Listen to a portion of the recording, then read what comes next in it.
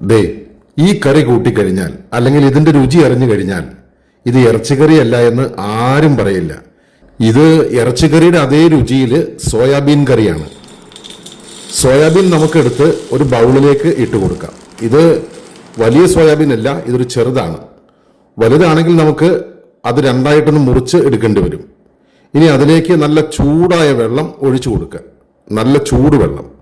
അതിനുശേഷം ഒരു സ്പൂണ് വെച്ച് നന്നായിട്ടൊന്ന് ഇളക്കിയതിന് ശേഷം ഒരു 10 മിനിറ്റ് നേരത്തേക്ക് ഒന്ന് മാറ്റിവെക്കാം.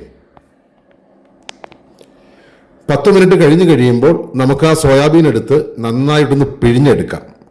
നമ്മുടെ ഈ അരപ്പെല്ലാം ഈ സോയാബീൻ്റെ അകത്തേക്ക് ചെല്ലണം. അതിനു വേണ്ടിയിട്ട് നന്നായിട്ടൊന്ന് പിഴിഞ്ഞെടുക്കണം. അതുപോലെ വലിയ സോയാബീൻ ആണെങ്കിൽ നമുക്കൊന്ന് കട്ട് ചെയ്തെടുക്കേണ്ടി വരും. അങ്ങനെ പിഴിഞ്ഞെടുത്ത് ഇതൊന്ന് മാറ്റിവെക്കാം. ഇനി ഒരു മിക്സിയുടെ ജാറെടുത്ത് ആ ജാറിലേക്ക് ഒരു 2 തക്കാളി വലുതായിട്ട് അരിഞ്ഞത് ഇട്ട് കൊടുക്കാം. ഇനി അതിലേക്ക് ഇഞ്ചിയും വെളുത്തുള്ളിയും കൂടെ നമുക്ക് ചേർത്ത് കൊടുക്കാം. ഇനി അതിലേക്ക് ചേർത്ത് കൊടുക്കുന്നത് നമ്മുടെ മല്ലിപ്പൊടിയാണ്. കുറച്ച് മല്ലിപ്പൊടി, അതിൻ്റെ കൂടെ തന്നെ കുറച്ച് മഞ്ഞൾപ്പൊടി, പിന്നെ നമ്മുടെ കുറച്ച് മുളക് പൊടി, പിന്നെ പെരിഞ്ജീരകം പൊടിച്ചത്, ഇത്രയും ചേർത്ത് നന്നായിട്ടൊന്ന് അരച്ചെടുക്കാം. ഇനി ഒരു കുക്കറിലേക്ക് കുറച്ച് എണ്ണ ഒഴിച്ച് എണ്ണ ചൂടായി കഴിയുമ്പോൾ അതിലേക്ക് നമ്മുടെ മസാലക്കൂട്ടുകൾ പട്ട, ഗ്രാമ്പൂ, ഏലക്ക ഇത്രയും ഇട്ട് കൊടുക്കാം. അത് നന്നായിട്ടൊന്ന് ചൂടായി വന്നു കഴിയുമ്പോൾ അതിലേക്ക് നമുക്ക് അരിഞ്ഞു വെച്ചിരിക്കുന്ന ഒരു 2-3 സവാള ചെറുതായിട്ട് അരിഞ്ഞു വെച്ചിരിക്കുന്നത് അതിലേക്ക് ഇട്ട് കൊടുത്ത് അതിൻ്റെ കൂടെ തന്നെ കുറച്ച് കറിവേപ്പിലയും ഇട്ട് കൊടുത്ത് ആ സവാള നന്നായിട്ടൊന്ന് വാട്ടിയെടുക്കാം. സവാള നന്നായിട്ട് വാടി വന്നു കഴിയുമ്പോൾ അതിലേക്ക് നമ്മൾ ആദ്യം അരച്ചു വെച്ചിരിക്കുന്ന ആ തക്കാളിയുടെ പേസ്റ്റ് അതിലേക്ക് ചേർത്ത് കൊടുത്ത് ആ തക്കാളിയുടെ പച്ചമണമെല്ലാം ഒന്ന് മാറാൻ പാകത്തിന് നന്നായിട്ടൊന്ന് ഇളക്കി കൊടുക്കാം. ആ മസാലയിൽ എല്ലായിടത്തും പിടിക്കണം. പിന്നെ ആ മിക്സിയുടെ ജാറിലേക്ക് കുറച്ച് വെള്ളം കൂടി ചേർത്ത് ഒന്ന് കലക്കി അതുകൂടി ഇതിലേക്ക് ഒഴിച്ച് ആ പച്ചമണം മാറിക്കഴിയുമ്പോൾ നമുക്കതിലേക്ക് നമ്മുടെ സോയാബീൻ ഇട്ട് കൊടുക്കാം.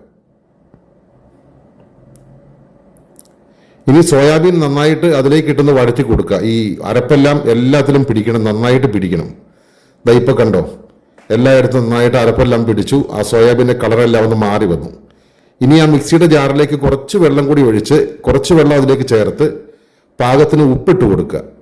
ഇനി നന്നായിട്ടൊന്ന് ഇളക്കിയതിന് ശേഷം നമുക്ക് ഈ കുക്കർ അടച്ചു വെച്ച് ഒരു 2-3 വിസിൽ വരുന്നത് വരെ ഒന്ന് വേവിക്കുവാൻ വെക്കാം. ഇപ്പോൾ അത്യാവശ്യം ഇത് വെന്ത് വന്ന് കഴിഞ്ഞിട്ടുണ്ട്, കണ്ടോ.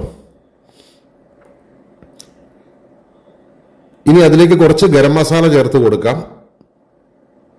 അതുപോലെ തന്നെ കുറച്ച് കുരുമുളക് പൊടിയും. അതിനുശേഷം നന്നായിട്ടൊന്ന് ഇളക്കി കൊടുക്കാം.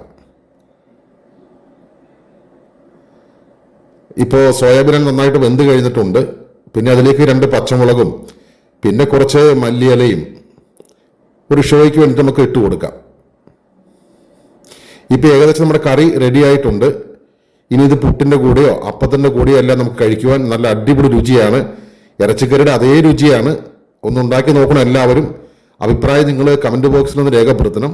ദേ സംഭവം അടിപൊളിയാട്ടോ.